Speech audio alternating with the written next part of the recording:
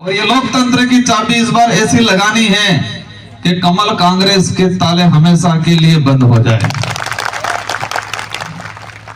साथियों, आप सब आए हो, आपके मन में ये जो भारत आदिवासी पार्टी है, उस पार्टी को लेके, इस विचारधारा को लेके एक पॉजिटिव भावना है और इसके अलावा अनेक सवाल हैं। आपके मन में आशा है कि हम इस संगठन से जुड़ेंगे, ये संगठन हमारे समाज का, इस क्षेत्र का और इस देश के विकास में, देश की उन्नति में बहुत बड़ा योगदान देगा, ये आपके मन में आशा है। और अवश्य ये जो विचारधारा है और इस विचारधारा के आधार पे जो हमने बीएपी बनाई है, ये पार्टी आने वाले समय में पूरे राजस्थान, मध्य प्रदेश, गुजरात, महाराष्ट्र और आने वाले और समय में हम अन्य राज्यों के अंदर भी इस पार्टी और इस विचारधारा का विस्तार करेंगे और आने वाले समय में पूरे देश के अंदर एक मुख्य पार्टी के रूप में इसको जाना जाएगा। लोग कहते होंगे कि क्या हो जाने वाला है, कुछ नहीं होने वाला है। जो आज खेरवाड़ा के क्षेत्र के, उदयपुर क्षेत्र में चर्चा चल रही होगी, थोड़े बहुत हैं, इकट्ठे हुए हैं, बिखर जाएंगे, ये बात चल रही होगी, आपका मनोबल तोड़ा जा रहा होगा। लेकिन साथियों, ये बात मैं बता दूं, ये बात 2018 में हमारे डूंगरपुर में भी चलती थी। जब मैं विधायक का चुनाव लड़ा, मेरा शौक था, मैं अधिकतर टी शर्ट में ही घूमता। जब मैं कार्यक्रम में जाता, कहीं जाता, तो कमल कांग्रेस के कुछ लोग देखते, हंसते, क्या सोरो हो करवानो है।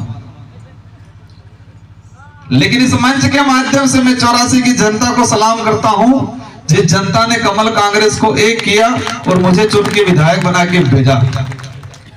विधायक बन के गए, इसके बाद कहने लगे कहीं नहीं थवानो है। लेकिन क्या हुआ न क्या नहीं हुआ, हम तो विधायक बन के गए, ये पूरे देश को पता चला, आप सबको पता चला। और कांग्रेस और बीजेपी जो 70-75 साल से आपस में लड़ रहे थे, वो दोनों एक हो गए। हमारी लड़ाई विधायक बनने, सांसद बनने या प्रधान बनने की लड़ाई नहीं है। ये बात आज कार्यक्रम में आप दिमाग में ठान ले कि ये विचारधारा चुनाव लड़ने के लिए नहीं लाए थे। ये विचारधारा इस क्षेत्र के जो संवैधानिक अधिकार है उसको धरातल पे लागू करे, इसलिए लाए थे। ये विचारधारा हमारा आदिवासी समुदाय जो बिखरा हुआ है, धर्मों में बिखरा हुआ है, अलग अलग समूह में बिखरा हुआ है, इनको एक मंच पे लाने का काम करने के लिए विचारधारा लाए थे। ये विचारधारा हमारा जो दबा कुचला जो इतिहास है, उस इतिहास को वापस लाने के लिए लाए थे। ये विचारधारा इस आदिवासी समुदाय, साथ में एससी, माइनॉरिटी, ओबीसी, जिनके साथ देश के अंदर भेदभाव होता है, छुआछूत होता है, शोषण होता है, उस शोषण, उस भेदभाव को रोकने के लिए विचारधारा लाए थे और शांतिपूर्वक तरीके से कार्यक्रम करते थे, समाज को जागरूक करते थे। लेकिन कमल कांग्रेस के लोगों के अंदर खुरापाती आई और हमको रोकने की कोशिश की। और फिर हमें लगा कि हमारी विचारधारा की सुरक्षा, हमारे क्षेत्र की जनता की सुरक्षा और हमारे जो संवैधानिक हक अधिकार की जो बात जो सड़कों पे बोलते हैं, वो बात हम विधानसभा, लोकसभा में जाके बोलेंगे। इस बात के लिए विचार ये पार्टी लाए हम लोग। और हुआ बहुत कुछ परिवर्तन। यहां के लिए, विशेषकर खेरवाड़ा के लिए कहना चाहूंगा कि हमारे समुदाय में कितना बिखराव हुआ। खेरवाड़ा का कटारा मीणा लगाता है, बल्लभनगर का कटारा रावत लगाता है जो ओबीसी में है, और डूंगरपुर का कटारा गोत्र का आदमी भील लगाता है, और गुजरात के अंदर जो कटारा है वो राठौड़ लगा के ओबीसी में है। एक ही कटारा गोत्र का आदमी, एक ही खून का आदमी, जो बल्लभनगर में है वो रावत लगाता है, खेरवाड़ा में वो मीणा लगाता है, और डूंगरपुर में है वो भील लगाता है, और गुजरात में है वो ओबीसी में जा रहा है। इस तरह से हमारे समाज को तोड़ा गया, इस तरह से हमारे लोगों को तोड़ा गया। और आज ये विचारधारा आई, और ये विचारधारा आने के बाद सारे लोग एक मंच पे आए हैं, अपने आप को भाईचारा बनाने के लिए आए हैं। ये सबसे बड़ी उपलब्धि हुई है। खेरवाड़ा को साथियों को लगेगा कई बार मीणा वाली बात को लेकर हम बोलते हैं, लेकिन ये विचारधारा सच्चाई बोलने के लिए ही लाए हैं। जो दबा कुचला इतिहास है इसको वापस जगाने के लिए लाए हैं, क्योंकि इतिहास नहीं रहेगा तो हम नहीं रहेंगे, और इतिहास नहीं रहेगा तो अधिकार भी नहीं मिलेंगे। आज खेरवाड़ा के अंदर एक अभी मुझे मिले, मैं एमबीसी से रिटायर्डमेंट हूं, और तभी से मुझे लगा कि मुझे ये बात आज बोलनी पड़ेगी। ये जो इलाका है, इस इलाके का जो इतिहास में जाएंगे तो इतिहास में हमारी दो घटनाएं हैं। हल्दी घाटी का जो युद्ध हुआ, और उस युद्ध के अंदर महाराणा प्रताप के साथ किसकी सेना लड़ी? रावतों की सेना लड़ी थी कि भीलों की सेना लड़ी थी कि मीणाओं की सेना लड़ी थी? इतिहास के पन्नों में क्या बताया गया है? हमारे जो पूर्वज थे, हमारे जो बुजुर्ग हैं, उन्होंने क्या बताया है? इतिहास के पन्नों में भी ये बताया गया है कि महाराणा प्रताप के साथ भीलों की सेना लड़ी थी, ना कि रावत की सेना लड़ी थी, ना मीणाओं की सेना लड़ी थी। दूसरी, हमारा अंग्रेजी शासनकाल व्यवस्था के अंदर यहां एमबीसी का गठन हुआ, भील कोर बटालियन, तो मीणा कोर बटालियन का गठन क्यों नहीं हुआ?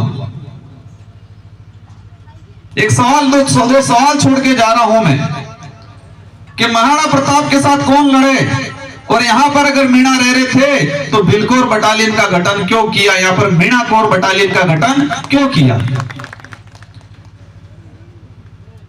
हमको दबाया गया, हमको इधर उधर बिखरा गया है। और मेरी जो बात मैंने शुरू की कि एक ही कटारा गोत्र का व्यक्ति दो राज्यों में बटा हुआ है, 4 भागों में बटा हुआ है, और यही हमारी लड़ाई है कि हमको एक मंच पे लाना है। और इस विचारधारा के आधार पे आज राजस्थान, मध्य प्रदेश, गुजरात, इन सारे राज्यों के आदिवासी समुदाय एक मंच पे आया है, और उसके साथ हमारे माइनॉरिटी एससी और हमारे गोवंतुक जाति के जो साथी हैं, और सबकी जो मांगे हैं, सबकी जो समस्या है, उन समस्याओं को लेकर आने वाले समय में विधानसभा और लोकसभा में उठाएंगे और इसका समाधान कराएंगे। हमारी लड़ाई किसी से लट लेके नहीं है, हमारी लड़ाई विचारधारा की लड़ाई है, और विचारधारा की लड़ाई को तर्क वितर्क करके हम करेंगे। और मैं उन कांग्रेस बीजेपी के नेताओं को जो मुझे 2018 से बोलते हैं कि राजकुमार भाई ऐसे नहीं ऐसे, मैं ऐसे नहीं ऐसे, मैं कहता हूं मैं आपके सवालों का जवाब मैं आपके बंद कमरे में नहीं दूंगा, खुला मंच होना चाहिए, और खुले मंच पे हम डिबेट करेंगे कि हमारी विचारधारा में क्या खोट है और तुम लोगों ने आज तक क्या किया है। आज तक इस इलाके को वोट बैंक बना रखा था इन कमल कांग्रेस के लोगों ने। चुनाव आते घाव के 2 लोग पकड़ के कहते हैं गमिती साहब, काका साहब, आयम करवानो, अटलो लई जवानो, वाटी दीवानो, वोट आगाड़ी दीवानो। एक बात और दिमाग में डाल के जानी है, ये वोट है वो फ्री में नहीं है। हमारे लोगों के अंदर यही आज तक मानसिकता बैठी कि वोट जो है तो आलो पड़े पास हो। ये दान में देने का नहीं है, मतदान मतलब मत को दान करने का नहीं है, ये हमारा अधिकार है, हमारा हक है। और ये अधिकार हमारे जो आजादी दिलाने में शहीद हुए उन लोगों ने हमको दिया है, हमारे पूर्वजों की देन है, और इस अधिकार को हमने दान समझ लिया। और ये वोट देने की जो ताकत है, ये जो हक है, उसको हमने फ्री में देना, पेड़ खजूरों में पुटले जमालवानो काम कर दी आज तक। और इसीलिए आज तक हमारे समाज के जो संवैधानिक अधिकार है वो आज तक लागू नहीं हुए।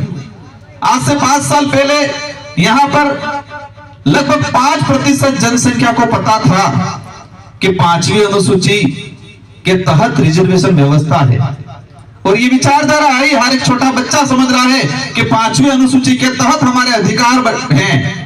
लेकिन कमल कांग्रेस के नेताओं को आज तक नहीं पता चला उस 5वीं अनुसूची को ये 5वीं पास समझ रहे हैं। आज भी आप सबको समझने की जरूरत है, और ये लड़ाई हमारी एकता जो है वो मत के माध्यम से दिखानी है, वोट के माध्यम से दिखानी है।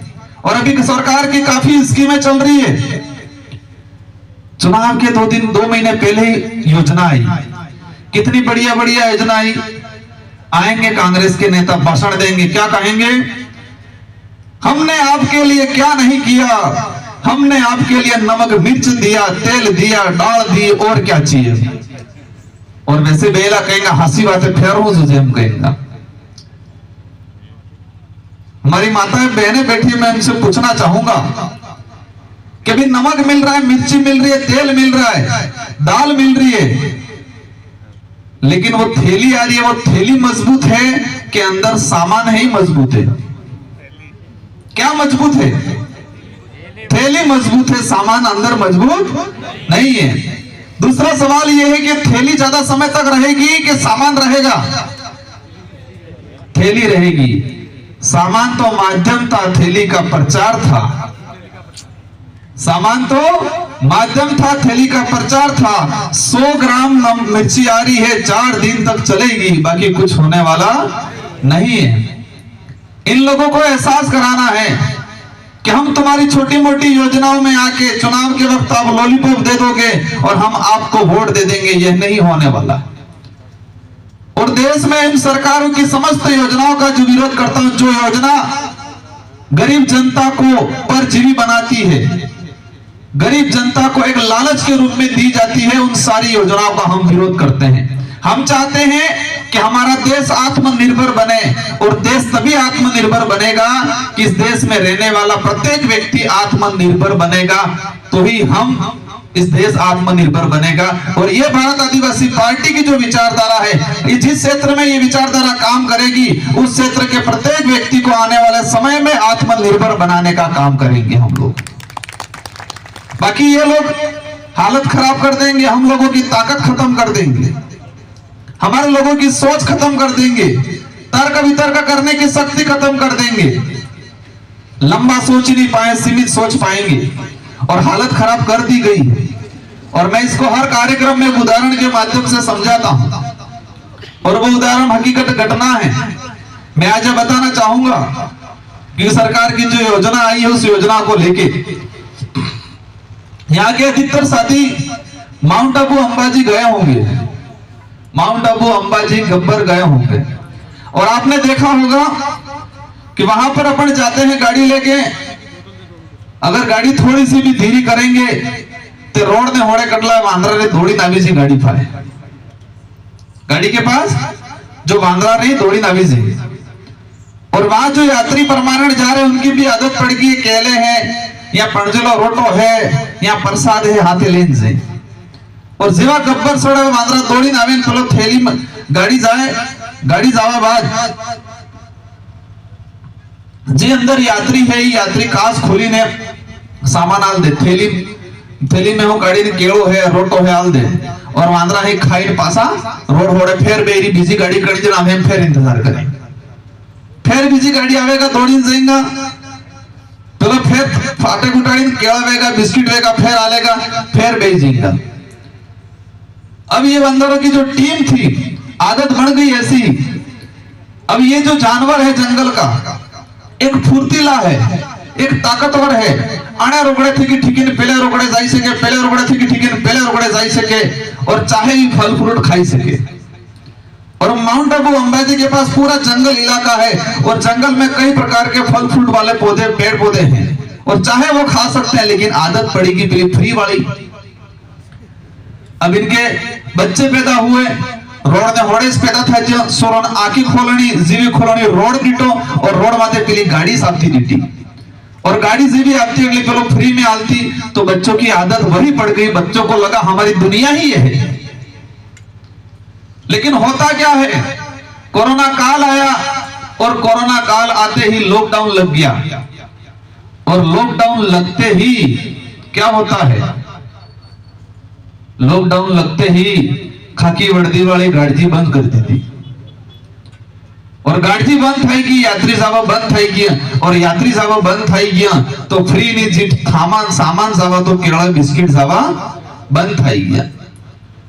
वहां पर से बेटा है वांद्रा इंतजार करी करी थाकी गया, गाड़ी कड़ी जन आवे ने कड़ी जन कास खोला ने कड़ी जन केड़ा મળે, लेकिन लॉकडाउन થઈ ગયું 2 महीने तक गाड़ी सभी बंद થઈ गई। और उस दौरान वो बंदर और बंदर के बच्चे रोते थे, और पेट्रोलिंग में पुलिस की गाड़ियां जाती थी तो उस गाड़ियों के पीछे दौड़ते थे, और उसी दौरान कई बंदरों के बच्चे मर गए। पड़ोस में जंगल था लेकिन उनकी ताकत वो भूल गए थे। वहां पर फल फ्रूट थे लेकिन उनकी ताकत भूल गए थे। उनकी सोच सड़क पे गाड़ी आ रही है, गाड़ी में थैली आ रही है, थैली में केला आ रहा है, वही दिख रहा था। पास में जंगल है, वहां पेड़ पौधे हैं, वहां पर फल फ्रूट है, वहां इनका माइंड ही नहीं गया। उनकी जो ताकत थी भूल गए और इधर ही गए और मर गए। यही कंडीशन कांग्रेस बीजेपी हमारे समाज के लोगों का कर रही है। ये फ्री का सामान दे दे के जो बंदरों जैसी कंडीशन कांग्रेस और बीजेपी वाले कर रहे हैं। इसलिए इस बार उनको एहसास कराना है कि हम इन थैलियों में बिकने वाले नहीं हैं, हम टिकने वाले हैं। और 84 की जनता ने 2018 के अंदर लोकतंत्र पहली बार स्थापित किया।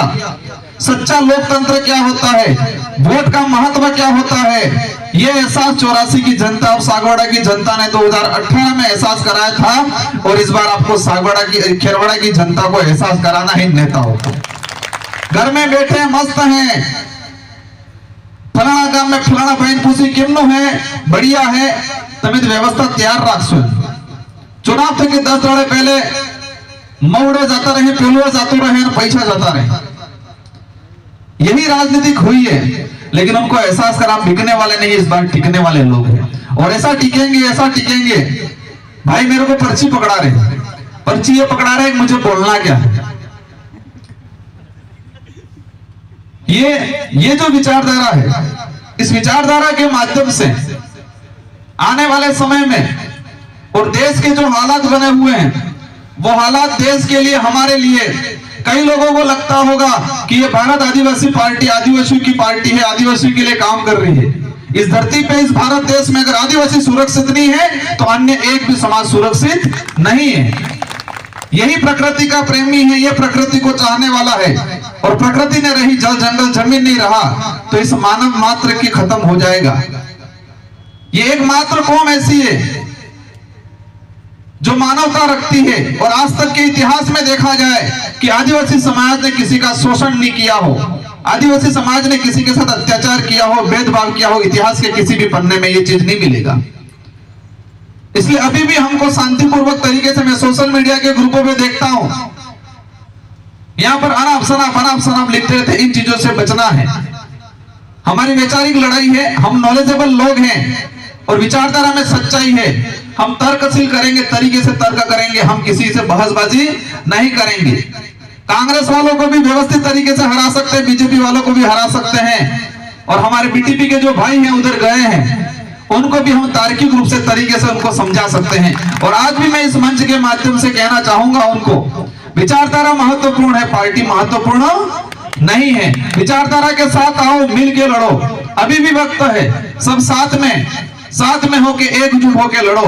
हमारी लड़ाई आपस में लड़ने के लिए, विचारधारा आपस में लड़ने के लिए नहीं है। और ये विचारधारा सिर्फ नेता बनाने के लिए नहीं लाए हैं, ये विचारधारा समाज के उद्धार के लिए लाए हैं। आम जनता देख रही है कौन गलत है, कौन सही है। आज बीटीपी को लाए थे गुजरात से, लेकिन कई अनेक कारण हुए। उन कारणों को समझाने जाऊंगा, 1 घंटा लगेगा। आने वाले समय में जरूरत पड़ी तो उन कारणों को भी मैं खुले मंच पे व्यवस्थित तरीके से समझाऊंगा। आज हम सब 2 विधायक बने, 5 प्रधान बने, 17-18 जिला परिषद सदस्य बने, सरपंच बने, 100 से 150 पंचायत समिति सदस्य बने। सारे के सारे इधर हैं क्योंकि ये विचारधारा थी और इस विचारधारा के साथ रहना है। आप सबको एक मुश्त होके, एकजुट होके, शांतिपूर्वक तरीके से विनोद जी को भारी मतों से जिताना है। और आने वाले समय में हम सब, राजस्थान की सरकार, मीडिया में यह होना चाहिए कि राजस्थान की सरकार आदिवासी क्षेत्र की जनता तय करेगी कि किसकी सरकार बनेगी। यह एहसास कराना है इस बार। मैंने कई पार्टियों वालों को भी कहा है, हमारी लड़ाई वोटों की लड़ाई नहीं है, राजनीतिक लड़ाई हमारे अस्तित्व की लड़ाई है, हमारे अधिकार की लड़ाई है, हमारे स्वाभिमान की लड़ाई है। और ये विचारधारा, ये पार्टी हमारा जो स्वाभिमान है उस स्वाभिमान के साथ जीने का अधिकार देती है। जो भाई इधर जा रहे हैं, बीटीपी को अपन ही लाए थे, वो इसलिए लाए थे, हमारे पास ऑप्शन नहीं था। लेकिन ऊपर वाले हाईकमान को लगने लग गया कि नहीं, हम ही सब कुछ है, और इसीलिए आज बीएपी लाना पड़ा, हमारा गर्व लाना पड़ा, और इसके साथ सबको जुड़ के रहना है। कोई भी भाई नाराज होकर इधर इधर है, मैं नाम नहीं लेना चाहूंगा, अभी भी आ जाए, मंच पे आए, साथ में मिलके हम जो चाह रहे हैं उनके साथ हो जाए, और आने वाले समय में उनको भी कहीं न कहीं मौका जरूर मिल जाएगा। इन्हीं शब्दों के साथ आप सबको धन्यवाद, और मुझे उम्मीद है कि आप सब रात दिन मेहनत करके खेरवाड़ा की सीट निकाल के दोगे, और साथ ही पड़ोस में जो विधानसभा सीट है उनको भी आप जिता के भेजोगे। इन्हीं शब्दों के साथ दोबारा इस विधानसभा चुनाव में दोबारा किसी मंच पे इस खेरवाड़ा विधानसभा में मिलेंगे। इन्हीं शब्दों के साथ आप सबको धन्यवाद। जवाहर, जय आदिवासी, जय भील प्रदेश।